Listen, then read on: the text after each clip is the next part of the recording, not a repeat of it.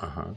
Yeah. We should remember what Amalek did to us. This is Zachor, memory. This is idea. So, what he did to us, 3,300 years ago, when we went out of Egypt, Amalek came and start war with us, and they tried to destroy, to kill all of Jews. And we should remember that all our history. The question is that this story happened 3,000 years ago, and still we remember that. We are so like we keep this thing. Why it's so important to us to struggle against of Amalek? The thing is, it's because we don't remember something that happened in history 3,000 years ago. We try to remember what happened to us now. Amalek, it's not just some nation that lived in ancient time. Amalek, it's some spiritual, metaphysical power that works now, today, also. And we try to be aware what he is doing to us today. And in order to understand that, we should remember that there are two types of anti-Semitics. One type, anti-Semitic, they are just stupid people. Why they are anti-Semitic? Oh, they've heard that Jews drink Christians' blood in Pesach. Okay, and they believe in that. They're stupid. Or they know that Jews, they are very cruel. All Jews, all of them, there's no, stupid. Why you are anti-Semitic? He doesn't know really why he is anti-Semitic, and that's why he's stupid. But there are people that for them, anti-Semitism, it's their ideology. They also don't know some special thing, but for them, it's like it's a struggle for who you are. I would say like this: there are type of anti-Semitic people that for them it doesn't make a difference if you are good or bad, you are communist or you are capitalist and imperialist. Doesn't make a difference. It's metaphysical struggle, and people that for them it's this kind of war that they make for us, this kind of anti-Semitism, they are Amalek. This is the meaning of Amalek. And one of these Amalek, it was Hitler. And I want to show you how we can see that. We know that in history, historians, people that they teach history, historians, they says that Hitler was crazy. They called him crazy. Even there is some book that he make research. Erich Fromm make research about Hitler, that he shows that he was not normal. But why most historians they think that he was crazy? Because he did very illogical things. Very. Smoke methamphetamine. Pardon? Smoke methamphetamine. I don't know what this means. Smoke what? Methamphetamine. It's a drug. Ah, really? Yeah. He really smoked that? Yeah. It's a known thing. And if you see like footage of him, his leg is shaking. He's Yes. twitching like that. It's a known thing that they did. Maybe it's quite fashionable to do that at that The time. Nazis also, all the soldiers, they did, and that's Freud what also helped them. tested different crazy. different kind of drugs on himself. I think Freud. Yeah. It's one thing to do it in a clinical context, another thing to do it for the purpose of war. That's something else. Ah. So it's a known thing that he did. What's the name of this drug? Methamphetamine, short meth. People say meth for short. Ah, meth. Methamphetamine. Wow, I didn't know that in those time it was this kind of drug. It was. They just started experimenting Germans with are it in very Germany smart. around that time, in the 40s. Okay, so but if we think without that, just logically, why he did that? So I mean, why they call him crazy? It's because he did some decisions that normal people wouldn't do that. For example, they say what his goal was, what his aim of Hitler was, to conquer all the world and to be like a highest chosen race, and all the people will serve them, and to kill Jews and all kind of, and they will be. This is Third Reich. Third Reich, right? That's what he wanted. And for that, he started war with Russians. They were communist, and there was against of communism. They start war with Russia, and Russia. It was a state that had 180 million people. Germany, it was 90 million people, half of Russia. And also military equipment. Russian had twice more than Germany. And also the quality of Russians' equipment was very high. Until today, until now, people use Kalashnikov in all the world. And the tanks, Russian tank, then it was T-34. But today it's improvement version of T-34. And Russians airplanes, they are very good. Maybe they are less than Americans, okay, but in those times they were like not less than Messerschmitt of Germans. So in any field, they were better and stronger than Germans. So why he start make a war with them? He didn't know. Okay, they have plan Barbarossa. It's like a blitzkrieg. They once and they capture. They like occupate Moscow, Leningrad, and all that. Okay, but after what you do? They start war in middle of summer. Another few months, you have already winter, and winter in Russia, in around Moscow, it's 40 below zero, and in Germany usually it's 10 below zero. They don't know what it means, Russian cold. And why? And in middle, so why he did that?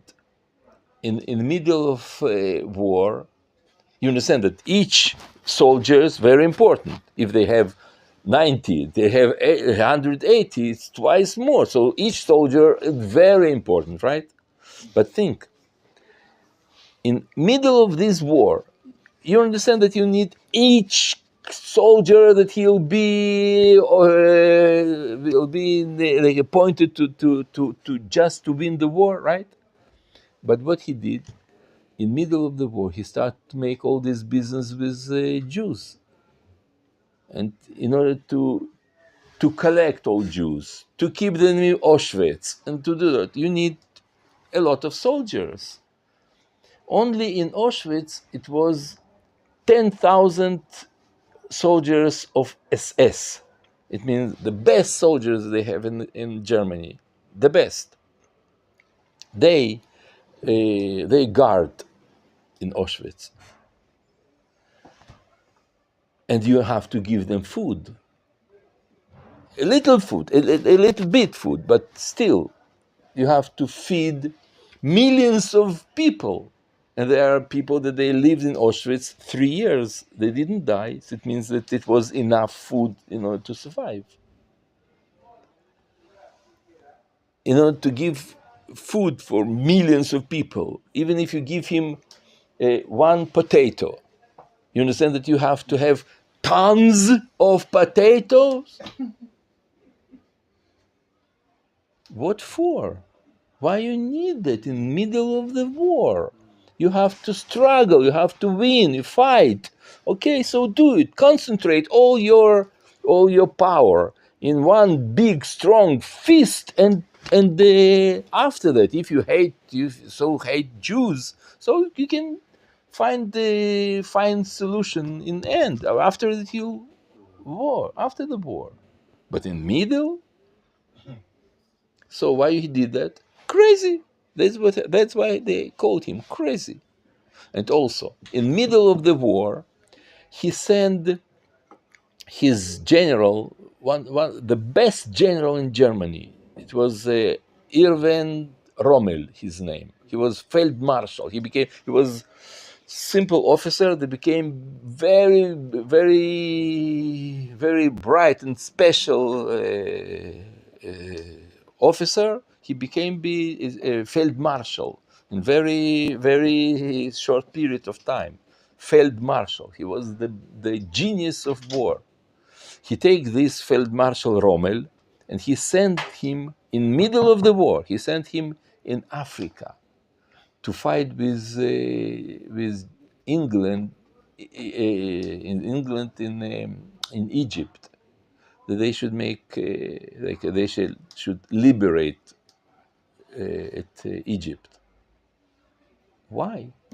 100,000 soldiers come with him in middle of the war to Africa, and also another 100,000 he sent to Romania, Bulgaria, Yugoslavia. Why? You are here, you want to fight with Russia. Why you waste your power, your soldiers, for nothing?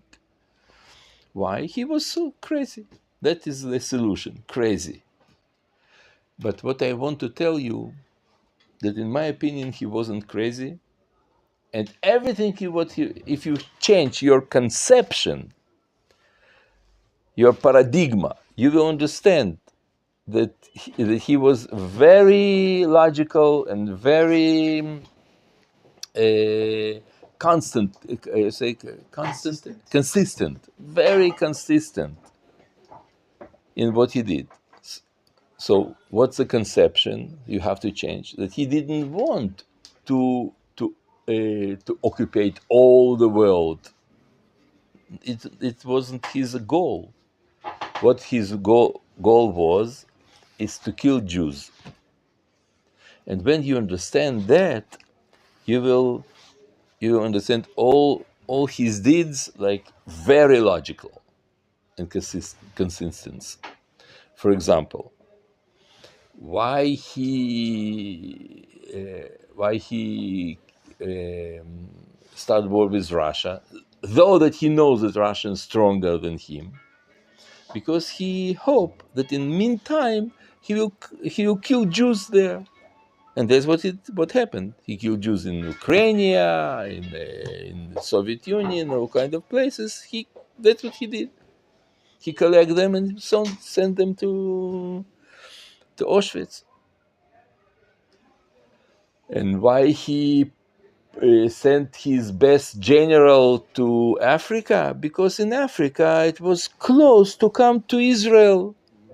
From Egypt you come to Israel, and in Israel in those times it was 500,000 Jews here, and he wanted to kill them here. And why he went to Romania? Because there also was a lot of Jews in Bulgaria, Romania, Moldova, and all these places that he wanted to kill them there. North Africa, like Tunisia, Morocco, Egypt, there are a Hmm. lot of Jews. Yes, that was his goal. So if you understand that, it was very logical.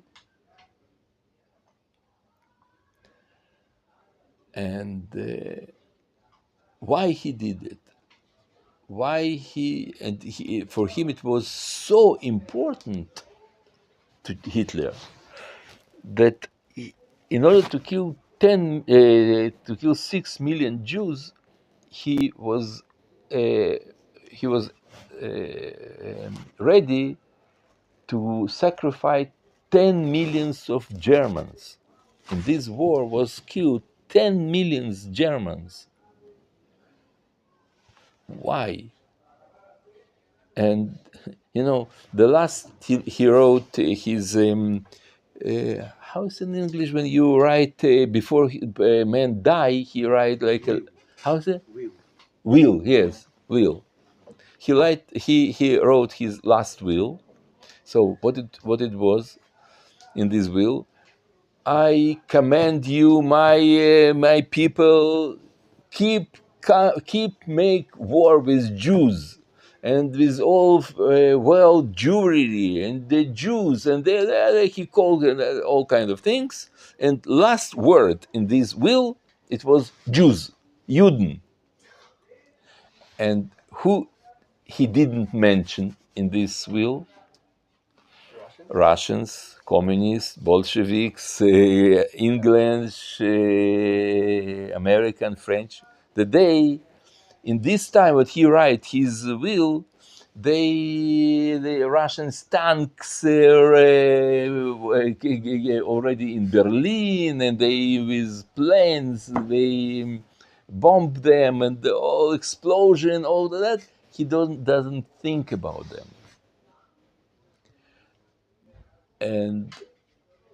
and I still want to ask you why. So the good answer to this question, why, who will give you? Hitler himself. I want to show you some movie, no movie, it's like a documentary, a film that says the Hitler explained why he struggled against of Jews. Just a moment.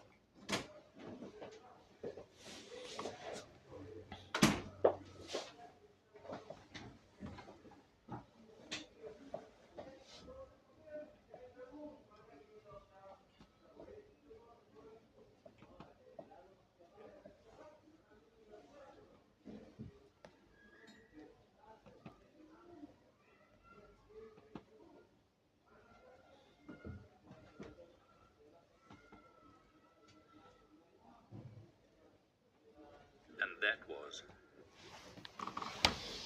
You see good? Yeah. Yeah, you see it, right? So listen.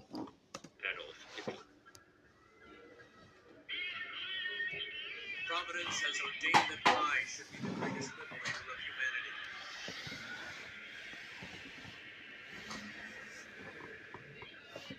I am freeing man from a false vision called conscience and morality. The Ten Commandments have lost their validity. Conscience is a Jewish invention. It is a blemish. The heaviest blow which struck humanity was Christianity. Bolshevism is Christianity's illegitimate child. Both are the inventions of the Jew. The struggle for world domination is between me and the Jews. All else is meaningless. Yeah, it sounds like Nietzsche also.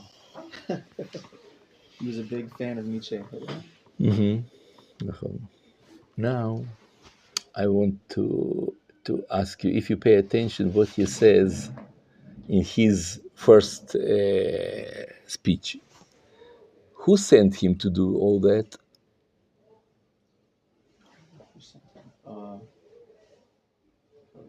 the liberator of humanity. Nahon, but who sent him to be liberator of humanity? Pay attention again. Listen. And that was Adolf Hitler. Providence has ordained that I should be the greatest liberator of humanity. Providence. Providence. Ashgacha. Nahon. You understand? Wow. For him, it was a metaphysical war. It wasn't something he has some interest, he wants to have some territories or neft or ideology. You are communist, and yeah, I'm capitalist. No. He knew that he saw himself as a prophet of Germans' ancient gods, like a Votang. He was some god, Votang, and he was like a prophet of this god, and he wanted saw himself that he has to struggle against of conscience and morality. That is our thing, our struggle. He make his war against of 10 commandments. That was his idea. We have struggled with those anti-Semitics about the face of man, of a man, human beings. What man is, like him, or like in Iran, or ISIS, or what we think that how men should be. Morality, 10 commandments, and conscience. And he says, everything else, Russia and the communism and the planes and the ships and the economics and it's meaningless. You've heard how he says? All other things is meaningless. It's struggle between me and Jews.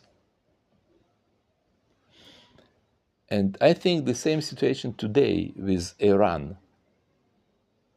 They don't hate us because we did something to them or to somebody else, or because we killed Jesus, or because we eat children's blood. For them, it's metaphysical war, metaphysical struggle, and they are like Germans. They sacrifice their own population in order to kill Jews. The same Iran today, they are ready to sacrifice a lot of things, economic. People are starving there, and all kinds of problems. But they want to have atomic bombs to kill Jews. And now the last thing that I want to show you, that they themselves, Hitler and all their commandments, all their his colleagues, and they knew that their struggle is metaphysics. That's why he says providence. Why? There is interesting story that happened in after the war. After that, already in 1946, after the war, they did the trial, Nuremberg trial.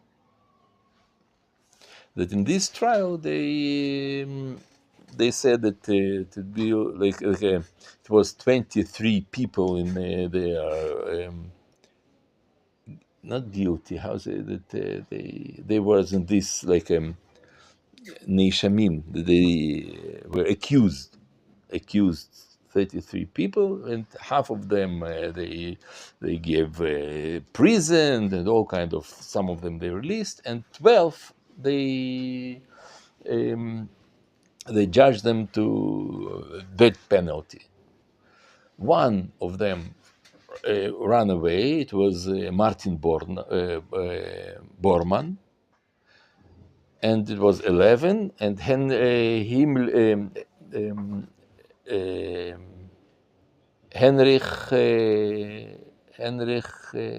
no, not Himmler, Hermann Herring. He committed suicide. It was 10 that they were hung. How say it? Hung? Hang. Or hen. Okay. What is interesting in this story that before one of those 10 people that were executed, his name was Julius Streicher. He was an intellectual person. He was chief editor of Nazis' paper. It was called Der Stimmer, anti-Semitic paper, and a lot of majority of those 10 people, they ask excuse, and they were sorry what they did. They say that we didn't know. They lie, all kinds of things. But Julius Streicher, he was very strong in his faith, and he says, "Hi Hitler," all them, all the way to this place when they hung him. He screamed and he say, I loyal to Hitler. Okay. And suddenly, before they hung him, he looked at the people and he says, well, now I'm going to God. And he says, this is the Purim 1946. You've heard about that? I heard that story. You've heard this story? It's Purim Fest. 'Cause, you know, in Purim Germany it's a Fest, yes. Purim Fest, This is 1946. Purim Fest 1946. Now, what he meant, the interesting thing that in Megillat Esther, there are names of 10 sons of Haman that were hanged also. Those 10 men, names, Parshtandata, Vaizata, all kinds of names. There are 3 letters that they written in small shift. So shrif. They are smaller than other. Usually in Torah, all of them all the same size, but there are some letters they must be bigger or smaller. And if they are not, the book of Torah is not kasher.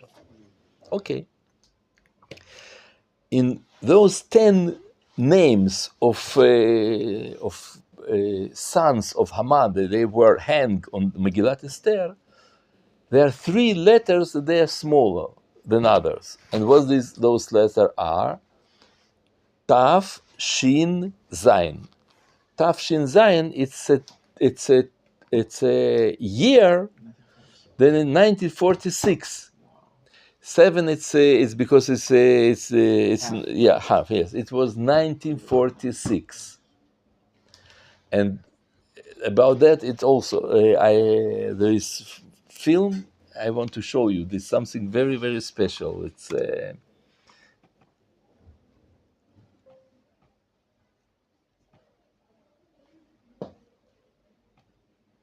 look, you see well.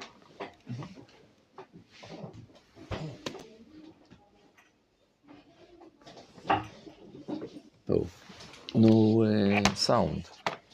Just a moment.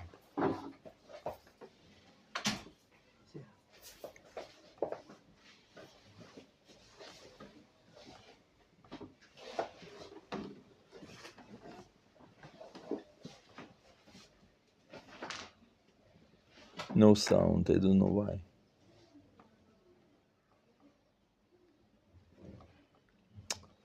Maybe I'll do something else.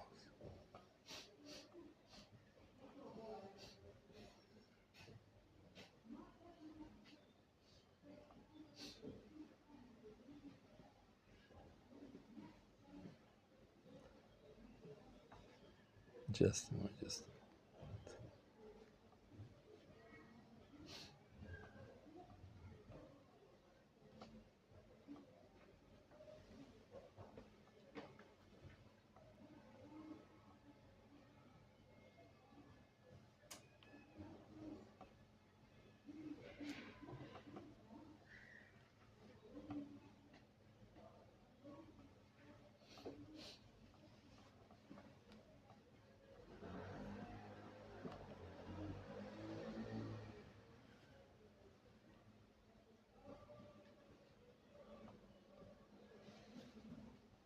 No sound. I'm sorry. I don't know why. Is it the file or? It's something work there. It's some.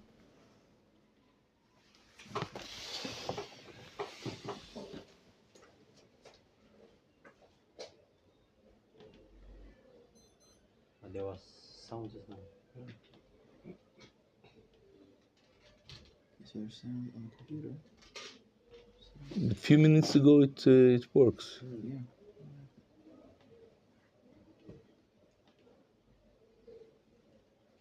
Maybe close it and open again. Yeah, maybe it's better. To close DLC. Yeah. No, it's not there. No, maybe switch off all computer and to restart it, maybe, because it's have to work. Yeah.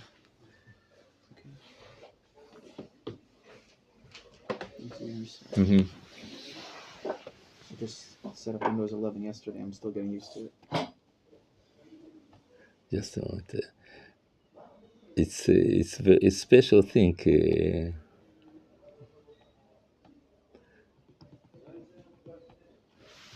I want you to see this movie. It's just Esther, Esther, Secret of Esther, something like this.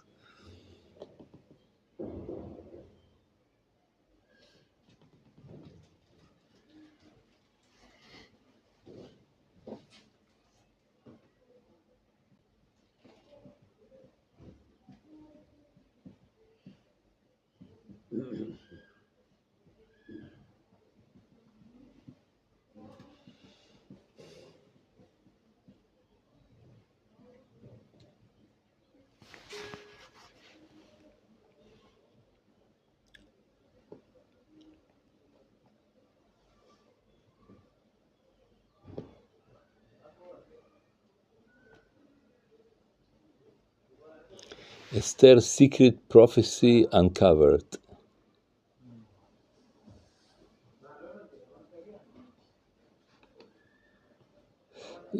Okay, after that you can find in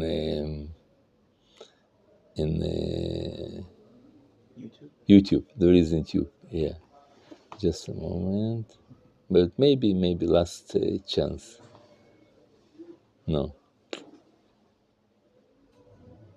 But you have to see it. The Seder. Okay, so we should understand what's the general idea of this lesson. It should be. I try to say that today we also we have this kind of struggle with Amalek.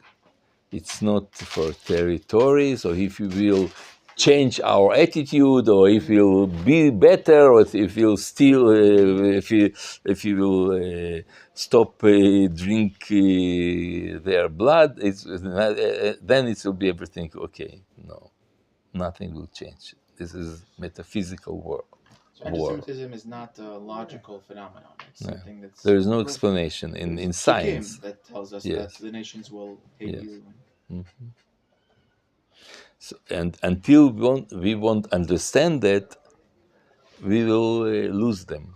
In order to fight with them, we have to understand that there is no logic. We have to do our mission and to destroy them, and that's it. There is no other solution. It's not a peace to make peace. It's a war with no compromises. זה ברור.